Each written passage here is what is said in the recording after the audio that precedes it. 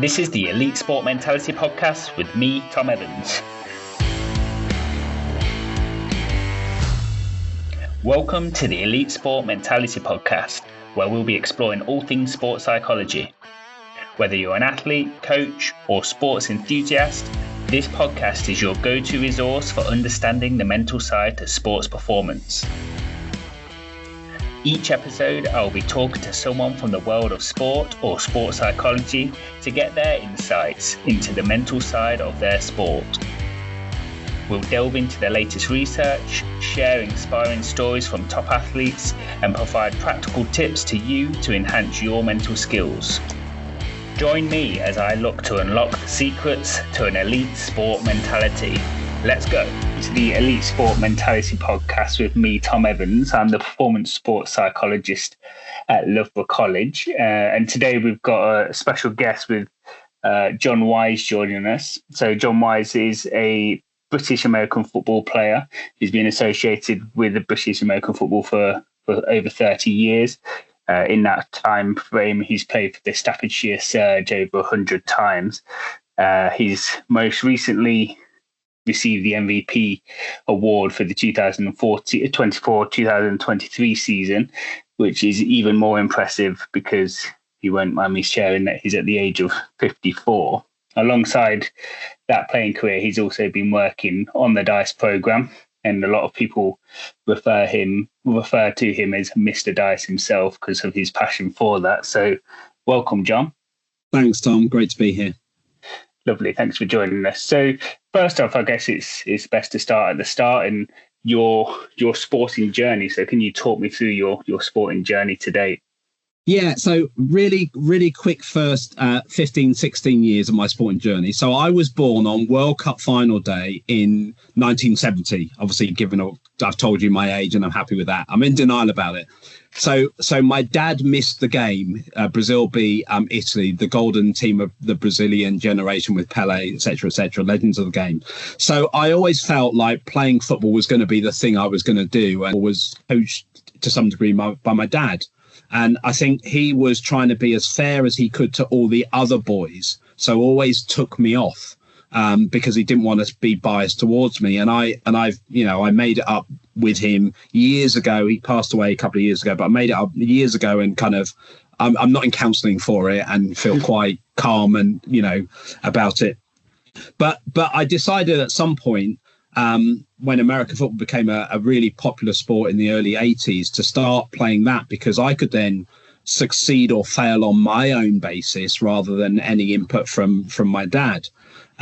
So I started to play this game, which has in my mind a combination of soccer, football. The only time I'm going to call it soccer, proper football, basketball. I played rugby at school. I played other invasion games as well, and it allowed me to, I guess, use some of the physical skills and physical capabilities, albeit that I was quite small and I'm still quite small size wise, to try and be successful in that sport. And I think as I reflect on my mindset going forwards, I think I hark back to a quote from the legendary Walter Payton, who says, I wasn't the fastest, I wasn't the strongest, I wasn't the biggest, but what I was someone who kind of thought about the sport an awful lot and was mentally on point, and I know in sports psych we've gone through periods of talking about being in the zone, but mentally able to make good decisions, be able to respond to things around me,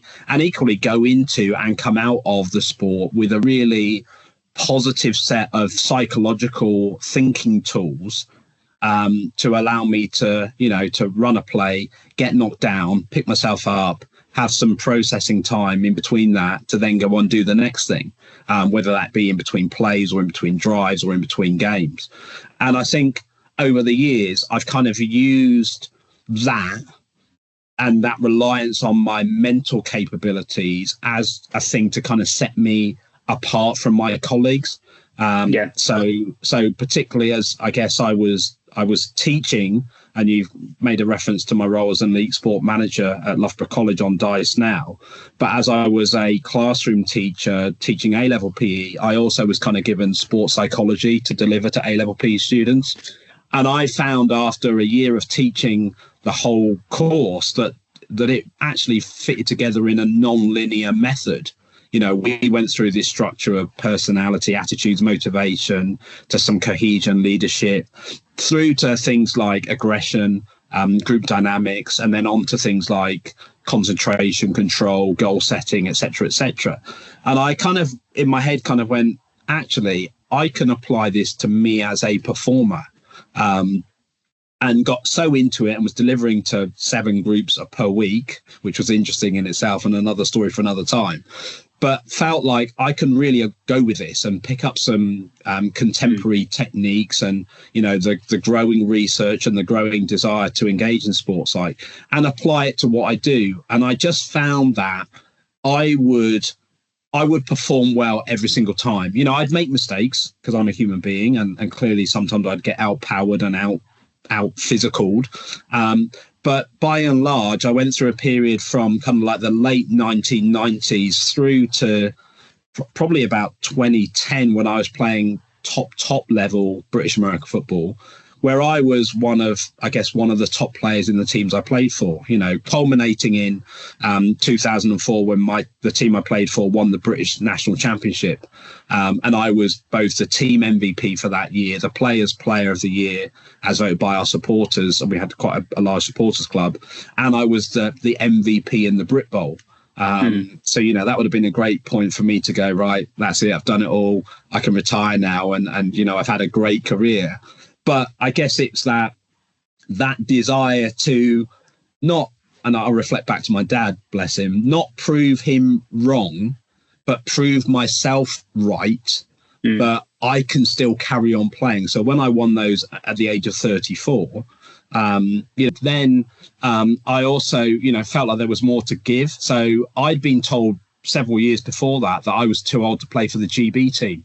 I'd represented them in the 1997 European Championships and was told, because you and other players are 27 and older, we're going to go with the youth movement. So 11 years later, when I remade the team, you know, I kind of politely, you know, requested that I have number 11 as a way to kind of remind myself and subtly the head coach, although I don't think he ever has picked up on this. And I've had lots of conversations with him since. And again, we get on really, really well. We're good friends. To kind of go, 11 years ago, I got told I was too old. And here I am 11 years later, still, you know, contributing on the team, albeit, and especially that I'm also playing on offense now, whereas 11 years ago I made it as a defensive player primarily. So with that, do you play with, obviously NFL, a lot of the time when you get to the NFL level, you'll have like a specialized position in the offense or defense. Maybe at college and high school, you might be a two-way player, so you can play on both. Yeah. Both with British American football, is that the same? Do you stick to one position, or do you tend to like mix it up a little bit? How does that work? I think most people would tend to play one position. But it's not unusual, and I'm not unique in the sense that I play all three ways. So I play on offense, defense, and also the kicking game. So I through playing proper football, you know, can kick a ball too, although not quite as powerful these days as I used to be when I was younger. So I also kick, punt, kick field goals.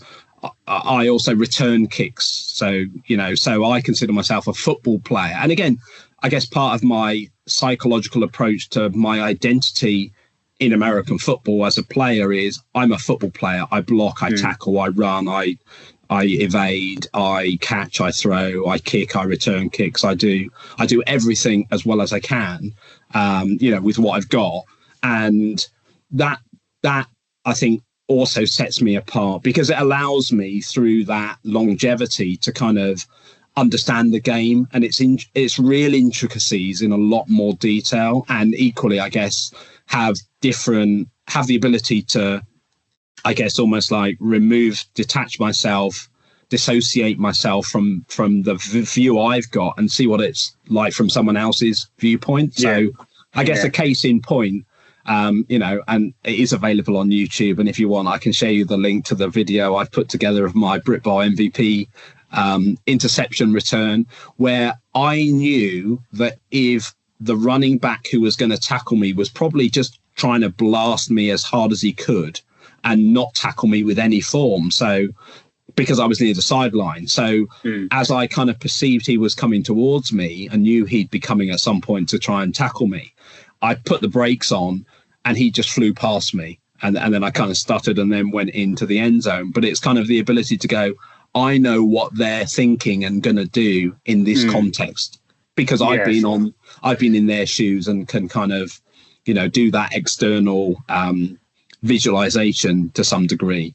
Yeah. So it'll be good to get that link, or I can put it in the description, because then people can go and have a look at it afterwards, or kind of pause it. And I need to add that I'm not celebrating when I stick my hand up. I'm pointing that there's a guy that, again, I can sort of see and feel coming from behind me. And one of my teammates does actually peel back, and is within the rules of the game at that point in time. He does then take him out and allow me to get into the end zone. So I'm not celebrating, although I did on that rare occasion, sorry to go off on a slight tangent, I did say to my partner at the time before the game, if I score a touchdown, which would have been quite a low percentage chance of me doing because I played on defense at that point, I will do this celebration. And I actually practiced the celebration. And when if any of the viewers, listeners watch the video, they'll see me celebrate at the end. I think I've probably celebrated scoring a touchdown about 5 times in my career, because, again, I kind of refer to someone else's quote about, act like you've been there before. In my mind, both I've physically been in the end zone before, but equally I mentally rehearse and image and pre-visualize what it's like to succeed. So every game I go to, I will do a independent warm-up where I'll do a bit of a lap of the field with a football, and I will score a touchdown in both end zones, so that in a game I know I've been there before. And I used to do that when I played proper football. I would do a lap of the pitch, and I'd get really close to each of the goals, so there's no chance of me missing, and I'd score a goal at one end, run around the pitch, score a goal at the other end. So it's something I'm kind of like, I think it's called déjà vu, isn't it? Like, you do it before, rather than I've done it, I've seen this before. It's kind of like I'm doing it because I'm aspiring to do it again. Yeah, well, the reason why we engage in imagery, mental rehearsal, visualization, whatever you want to call it, is that feeling of familiarity. So when working with athletes on a sports psych basis, that is basically the crux of the technique there. So you're just kind of taking it one step further and actually physically performing the skills, which is like only going to add that power and only add that benefit. So you've spoken there with regards to, and the example you gave was really good, because although you're technically kind of executing skills, the tactical outlay of completing that kind of kick return that you spoke about, then obviously the physical capabilities required. But the key point that you spoke about there was the psychological, the decision making, the awareness in that situation. So I think it's a really good kind of takes us on really nicely to the next point of, obviously this is a sports psychology podcast, and for you to still physically be able to perform all 3 sides of the game at 54 is just incredible. But we're talking from a psychological point of view, and you touched on it a little bit earlier, where you said there was maybe a period of time where you kind of achieved that goal of winning the championship, and you're at maybe a typical age of maybe thinking about retiring, kind of mid-30s. About what stopped you? I suppose you spoke about what stopped you, but what do you think contributes to psychological burnout? And then what prevented you from psychologically burning out, maybe some techniques that you may have used along the way? Yeah, I think, again, it probably goes back to that self-awareness piece of knowing what my motivations are for playing. And again, I think if I reflect briefly on playing in a final, I think my motivation was always to play I played in a semi-final and I failed to make a catch at the end of the game, although I made a couple of great plays to get us into a position for me to not make the catch. And that still sticks with me from 1988. And I think it's part of my wider identity, that playing soccer, football, proper football with my dad, I guess other situations in both my personal and work and academic career where I felt like someone has gone, you can't do that because of this. And I've always countered that with, I can do that, or I'm gonna again, not show that you're wrong, but I'm going to prove myself right. And I think I've always gone through knowing what drives me, what motivates me, and equally what wears on me. So there was a period where I was actually, when I was at university, I was playing quarterback for the university team and the GB team as well, I hasten to add. Probably because I was a good decision maker, and it was always good to have the ball in my hands because I could always pass it on to someone else or do something myself. But for my adult contact team, I was playing on the defense. The timing of the technical skills you do is completely different. And I found myself struggling to play cornerback without kind of doing a rhythmic cadence or to my steps, which is, completely disastrous. So I think at that point, I decided to take a season off because I just needed to reset myself technically. And although for the team I then played for, which was when I started playing for the Surge, they were my local team that I kind of went back to. I was traveling beforehand. Although I played multiple positions on different sides of the ball, it was, I'm playing football today. I think, again, that's where I had the switch of I'm a football player now, and I'll play wherever the Surge needs me to play, rather than I'm playing for a higher level team and I'm playing cornerback. So therefore I'll have to psych myself up to really be in the right state of activation to play this, because I'm playing against some really, really good athletes, some guys that went on to play professionally in the World League for the London Monarchs and Scottish Claymores. And, and again, I was able to compete with them and against them. So I think it was awareness of that. And then several years later, I think it was more, I was in a player coaching role, and as the head coach of the team, we'd had some discussions about what our expectations were going into the season. And at the point where the team didn't live up to those expectations, I was very principle and values based, although I would never have used these terms at the time. I said, right, because we'd agreed this is what was going to happen and you haven't done it, I'm not going to coach or play for you this year. So I stepped away early in pre-season, so it wasn't like I was leaving them in the lurch. And equally did come back the following year and kind of rejoin the team as a player and did some coaching, but not as the head coach. But I think it was an awareness of, this is really grinding on me and it's really frustrating. My goal-directed behaviour is being obstructed, to quote my A-level PE definition that would get me a circle tick and 1 mark.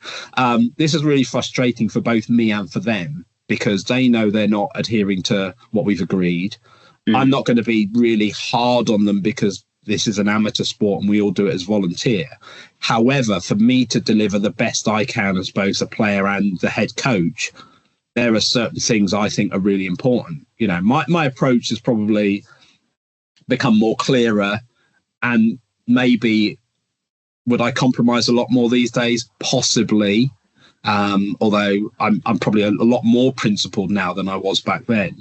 And it was just a case of, I don't want to go through this season knowing that the outcome will be that we'll all be frustrated. I'm better stepping away and allowing them to do what they do in the way they want to do it. But I think these things are important, so I will not coach them unless these things are in place, which again, I guess to some degree, and I'm reflecting on some discussions I've had with a guy called Mark Bennett, who does some coach development, some athlete development. My non-negotiables were, we need to do these things, and if we're not willing to do those things, then I can't be involved. So it was that drove me to step away, which to some degree allowed me to manage my stress, I guess would how I would have described it at that moment in time. And then equally, that also fueled the fact that, I wasn't playing. And I can remember from a couple of years before that talking to a guy who played for the Scottish Claymores who I played against, and I know Scott quite well. Scott Cooper, his name is. And I remember him saying to me, play as long as you can, because once you're retired, you're retired. And, and that was 27 years ago. He said that, and I saw him at a BAFA Hall of Fame awards event that I was emceeing and inducting him into the BAFA Hall of Fame recently, a couple of years ago. And I said to him, you still inspire me, because your words of, play until you can, until you can't anymore. And, I'm still playing. And as you kind of referenced, here I am in the last 2 years being judged to be the best player on the team I play for. So, I'm still able to make there was people have said to me, I only play kind of amateur Sunday league, Saturday league football, and people I'm getting to 34, 35 and thinking, okay, I just want to kind of squeeze out as much time as I can, because once you stop, it's kind of gone then, isn't it? So let's look back on that. So some bits that you were talking about there really kind of jumped out to me, of that self-awareness kind of, and increasing that self-awareness is so important. And when I work with athletes on DiSE and away from on DiSE as well, that's one of the big things, especially with the ages that we're working with, 16 to 18 year olds, so kind of going through that kind of period of increasing their self-awareness. So I guess for me, what would you say to an athlete that sort of age, or any age, I suppose, of how can they improve their self-awareness? And then you spoke about principles and values, and we maybe think about that in team sports and the team's principles and values. But as you kind of were touching on there, having your own beliefs and values is such an important aspect about motivation, and that having that longevity in a sport and in elite sport, having that kind of core value, core beliefs. So kind of a long-winded question of just saying, how would you encourage someone to increase that self-awareness to find those values and beliefs of theirs? Yeah, that's a great question to unpack, and there's a lot in there, and obviously we're only going to touch the surface of this. I think one of the things I now try and get some of the DiSE learners I work with to do is to do like a self-introductory video, and to do it like first take, include any errors in it, because you're a human and we all make errors, is to talk about so 4 H's, their history. I can't remember where I stole this from. Their history in their sport briefly, their heroes, so who are their role models, their heartaches and their hopes. So a potted version of that for me as a 16-year-old would be, my history is I play proper football. I now play American football. If I was on the DiSE flag football program, play proper soccer football, I now play American football, and I play flag football. My heroes would be my dad, would be people like Pele. I guess jumping forward to my current situation would be, taking a phrase like, being excellent is let's start again. The LA Raiders, who are the team I supported back then, who are now in Las Vegas, and I don't support them anymore because they're rubbish, would talk about a commitment to excellence. And for me, taking this from Mark Bennett, who I referred to earlier, excellence is doing the best you can with what you've got in the here and now. So, with all the resources that you do have, and accepting you've got limitations and you've got areas to development, and you continually are changing. You're either, quote Vince Lombardi, taking a step forward or taking a step back. You never stay the same. So I think it would be about knowing who inspires you and what it is about them that inspires you. And very often, whose voice do you hear in your head, which is probably through the filter of your own. But I can hear Scott Cooper saying something to me. I can hear my dad saying something to me. I can hear a parent saying something to my dad about, why are you taking Johnny off? He's our best player and he's been our best player for the last 3 weeks. And that, that voice is, I want to prove to my dad, to myself, that I can still be the best player on the pitch, or a player that contributes. So it's hearing, those, who are those heroes, and what lessons do I learn from them? Be that parents, role models in sport, possibility models in sport. I'm going to park that for now. People who inspire me, grandparents, teachers, all those people that act as a source of motivation for us. Equally, what are my heartaches? What are the moments where, without breaking down and having a complete meltdown on you, what are those moments where, I got a bit of dust when my team as an under 10, we drew our final and some dust went in my eye, and because we hadn't won the game, I may have shed a tear or two. We did win the replay, but and I still got the medal from that on my trophy cabinet, which is strategically placed behind me.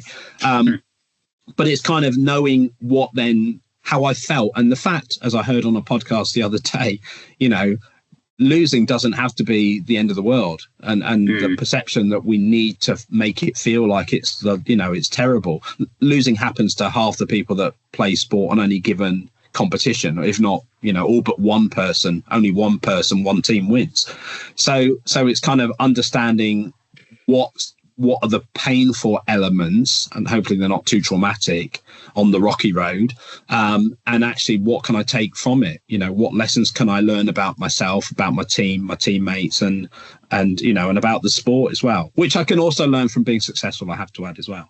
And then the fourth thing is my hopes. What are my hopes and aspirations? So I don't have it to hand, it's in the boot of my car, but I do have a folder that I put together in 2001, 2002, where I actually went through a structured process of goal setting and target setting.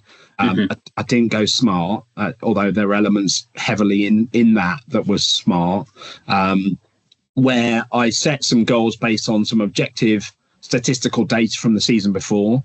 And one of the goals was to win a championship. That was the ultimate goal, which I thought was above and beyond where we might get to. But the goal for me was always trying to aspire to be the best I could with what I've got, to inspire my teammates to be their level of excellence, to aspire to their level of excellence, and then ultimately to be able to play on a final stage where we had a really diverse and hopefully relatively large audience who could come and really selfishly come and watch me do my thing, and even though I wouldn't have required validation from each of those people saying, well done, Jon, you played really well, knowing that I put out a good performance in front of some of my peers and colleagues and former teammates, former opponents, so that they could kind of go, yeah, that Jon Wyse, he's a pretty good player, So when I perform, and was at the age of 16 and obviously failed to catch the touchdown when I was 18 in the semi-final, which I've got video footage of as well, which is not on YouTube. It's kind of like, that's what motivates me to carry on. And if I was to go back and talk to my younger self, my advice would be just keep going, and that's not about grinding. That's about working hard, working intelligently, do the best you can, be aware that you can't win everything all the time and you can't perform perfectly all the time, but just be on this continual journey. And quickly recap, so four H's thing: heroes, history, heroes, heartaches, hopes. And then I think just to interrupt, I think I'm going to nick that one, to be honest, because that's a really good way to structure it. And when I spoke at the start about, or before at the start of the question about increasing self-awareness, naturally self-awareness increases as you get older, as you mature, but we can kind of improve that by adding structure to our reflections. So the thing that we're always encouraging athletes to do is reflect on performances and reflect on how they're getting on. But I think that's always important to have that sort of structure to it. So usually I would say, okay, think about what you've done well, like 3 things you've done well and 1 thing you want to improve on. But I think that's maybe on a more performance to performance basis, whereas that history, heartbreaks, so heroes and hopes. Yeah. So that kind of gives that whole, like I said, from a values beliefs point of view, that gives that structure. And then what you kind of touched on then was then implementing goal setting on the back of that. So you kind of, from that, okay, I know where I want to get to. So I know my outcome goal. Well, where am I at? We kind of know now that outcome goals are not particularly effective on their own.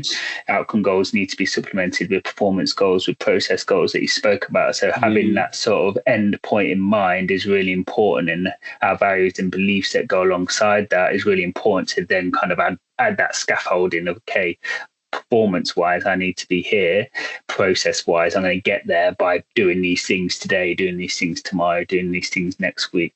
I think it's really important to add that. Some people may think, okay, I can just rely on my talent and I'm a hard worker and I'm quite talented, therefore I'm going to do all right. Well, actually, no, let's kind of add a bit more kind of structure to it, a bit more kind of, like I say, scaffolding to it. It's really important. Yeah, and I think to reflect on like this season just gone, I know that in the previous 2 seasons that I'd played for the team, coming off the back of a break because of COVID, and I stayed away for another year because I just wasn't in a rush to get back to play. I'd overdone it in pre-season and had injured both my left and then my right Achilles in the 2022 and 2023 seasons. And I missed game 1. So going into 2024, my whole, if you like, outcome goal was I need to be ready and available to play on day 1 for the team. And as a consequence, I will manage my intensity with obviously a lot of insight around and self-reflection on what I can do.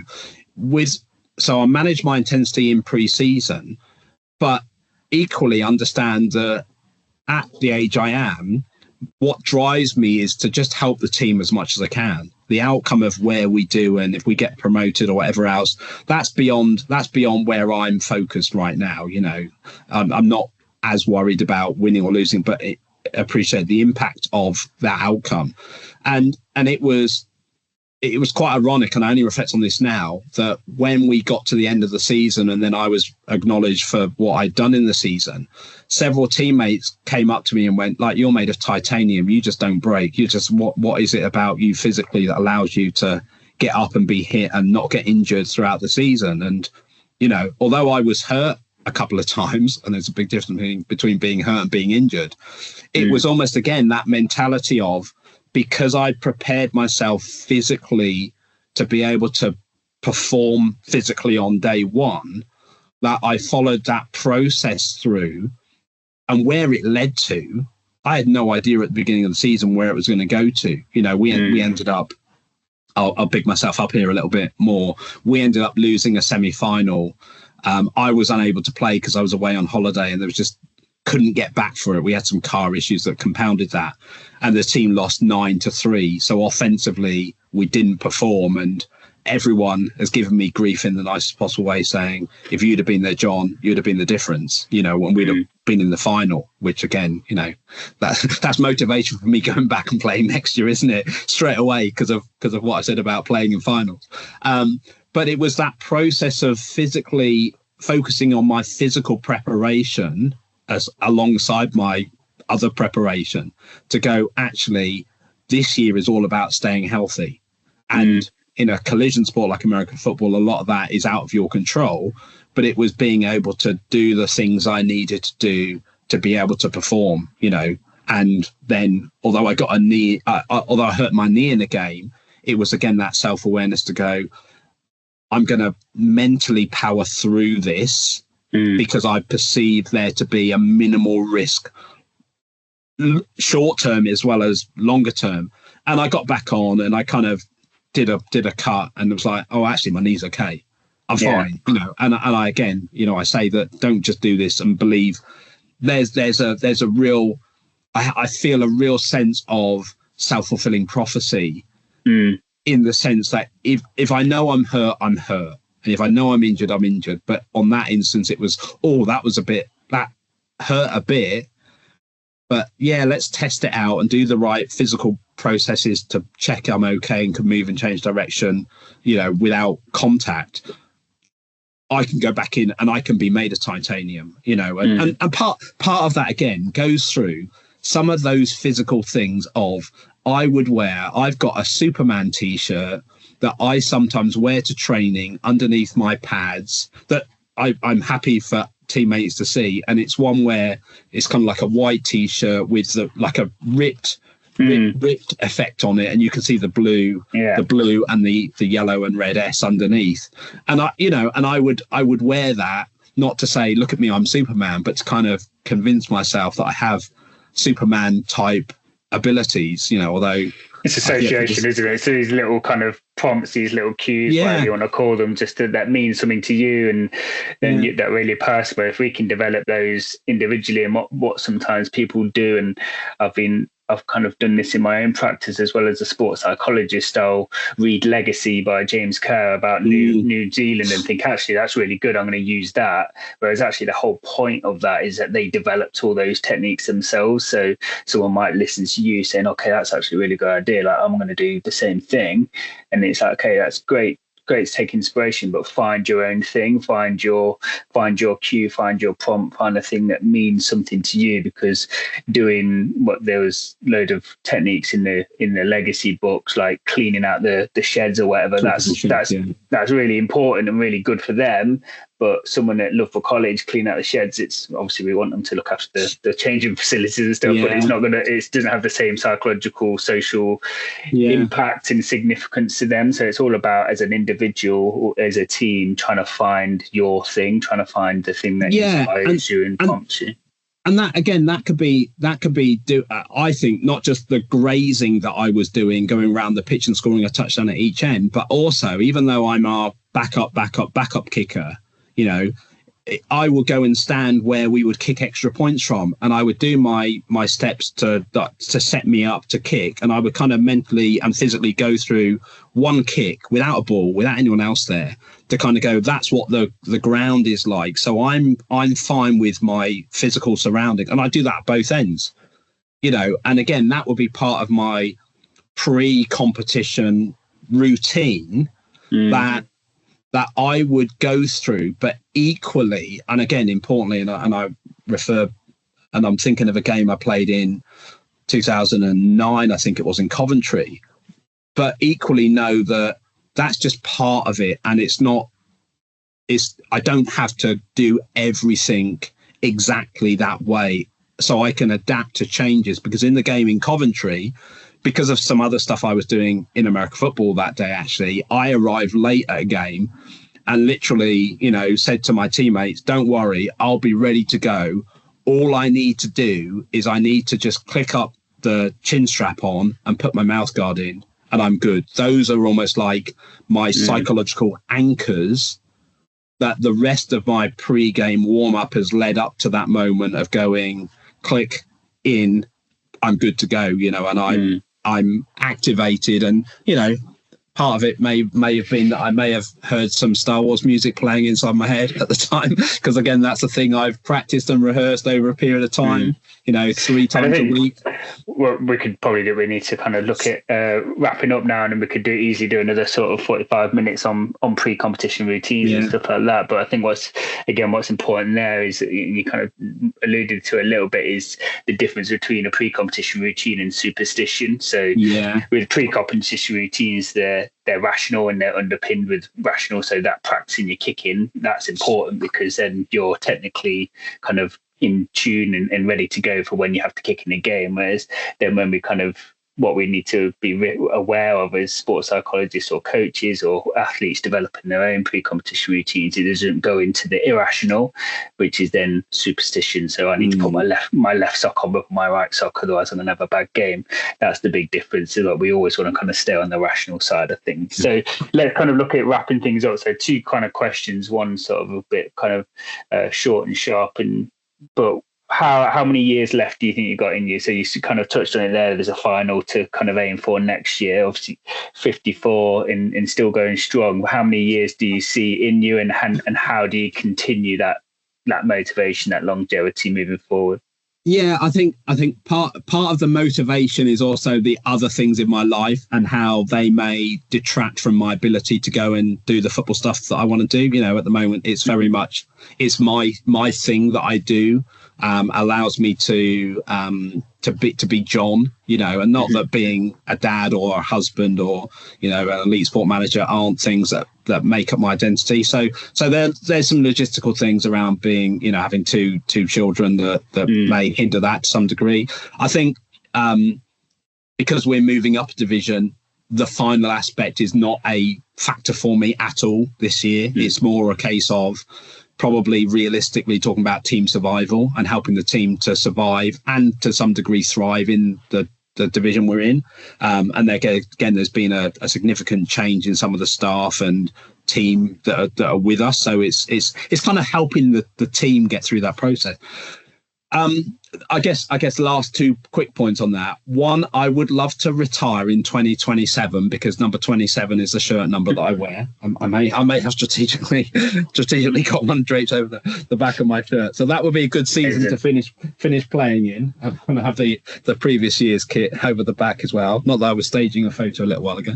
And then that would make me eligible for the BAFA Hall of Fame in 2032. My first American football role model was a guy called Marcus Allen who wore number 32. So I see a massive synchronicity in 27 and 32 being connected. So there is that element. But then the other one is I've scored a touchdown in every decade from the 80s through to the 20s. So I've scored in 5 decades. I'd love to put that accomplishment almost out of reach of anyone else and score in 6 decades. But I'd want to score in a way that it's not someone gifts me a touchdown. You know, my second touchdown in the 20s was a short pass I caught, and then I out sprinted because I was scared of the guy tackling me. Fear motivated me to dead leg him, you know, do a fake and then score. And I surprised myself with how quick I could run. And I've scored several since then as well.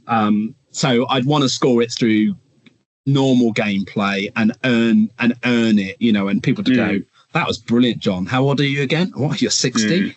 Wow, that's amazing for someone that's 30, never mind someone who's double their age. So those are kind of my, again, not that they're my outcome goals, but I'm more concerned with let's play next year, see how it goes. If I'm aching on a Tuesday, I might need to start to think about packing this in because my body's breaking down, and I don't want, you know, again, I want a body that allows me to thrive in the rest of my, you know, my life in the future. So at the moment, you know, generally by Monday afternoon, I'm ready to go and play another game. You know, whether I could or not, I don't know, but psychologically and physically, I'm good to go. And that's not because I've not played fully and properly. It's because I just feel that way. And knowing you, and I can imagine, and again, this is something we could have another podcast on, but your post competition routine, I can imagine, is pretty on it with regards to your recovery and what you engage in there. So final question then, just so we're looking, obviously I think the majority of our listeners will be sort of in the 16 to 18-year-old region, and they might be aware, they might not be aware that in the next few years they could end up going to university, playing university sport, or they might get into a professional level, hopefully. But that's kind of a window where you can kind of maybe fall out of your sport. You might find other interests, you might find other avenues. And maybe just with regards to that sustainability aspect then, what would you say, what would you recommend to an athlete listening to this that can improve their sustainability, their longevity in their sport, so they can have a 30+ year career in whatever they want to do? Yeah, well, again, I wouldn't want to say you need to go for 30 years, but I would just go find out what makes you really love what you do, and just take that to wherever it takes you, and don't tie your identity up in being a football player or an American football player, you know. And it's hard for me to say that because for a long time I've played American football, you know, and my identity has been very tightly tied into who I am. You know, all of I think some of my social media stuff, you'll see clearly I'm the DiSE guy that's into British American football. And there may be if it's not DiSE in the background where I strategically stood in front of a road sign in Leicestershire, it's me in American football kit. You know, I've probably flagged up my latest awards a bit more because I can, and you know, just because I felt like sharing that. So yeah, I think it would be find out what you really enjoy about the activities that you engage in, and then just look for an outlet for those. So if it involves you transferring across different sports, you know, we talk, and I guess I'm on a potential mini mission with British American football over the next 4 years as the teams potentially work towards the Los Angeles 2028 Olympics where flag football's in it. You know, the sport may engage athletes who currently are playing other sports. And this isn't me trying to recruit, kind of not deliberately, but you know, you might find that actually the mechanism for your own level of excellence, you can achieve it through another activity. But try and work out what excellence means to you, and how you can aspire to work towards doing it on a daily, weekly, monthly, seasonally basis. And if you're really lucky, and I guess to some degree, as a last thought, I guess to some degree that element of cross-sport pollination I've had massively through my DiSE and previously ACE work. So I can go to a university and bump into a fencing coach that I worked with 7 years ago and pick up a conversation as if it was yesterday, and know I can lean into some basketball people that I work with, or some boxing, or a boxer, a former DiSE student of not mine directly, but I was responsible for them. They were boxing in a professional world championship in Dubai this last weekend, and I saw their highlights on DAZN, the network I subscribe to for my NFL stuff. And just being able to go, I've been a small part of that journey, and actually that satisfies the craving to go out and do other sports. But again, I've just got a real passion for what American football brings me. And to circle it back to what I said earlier on, it brings me the ability to play lots of other sports and apply lots of other sports techniques in one sport. So for me, it's the perfect kind of melting pot to go. I'm playing a bit of rugby, hockey, football, basketball, handball, volleyball, whatever else, but I can still engage in those things, and ultimately, being around people and interact with people and help them develop on their journey. That's a key thing for me. Lovely. Perfect. We'll wrap up there then, Jon. So thank you so much for joining us. And I think people listening, I'd encourage them to go away and do that history, heartbreaks, heroes and hopes, or I think I've got history, heroes, heartbreaks and hopes task, because I think that would be really powerful for everyone doing it, and see where they land on that. But yeah, future Hall of Famer Jon Wyse, thank you for joining us. I'm sure we'll have another one in the future about many of the other topics we'll discuss around sports psychology. So thank you so much. Yeah, many thanks, Tom. It's been really good to have that element of self-reflection again, and just kind of verbalise what I think goes in and around in my head an awful lot. So thank you. Lovely. Thank you for joining us on the Elite Sport Mentality Podcast.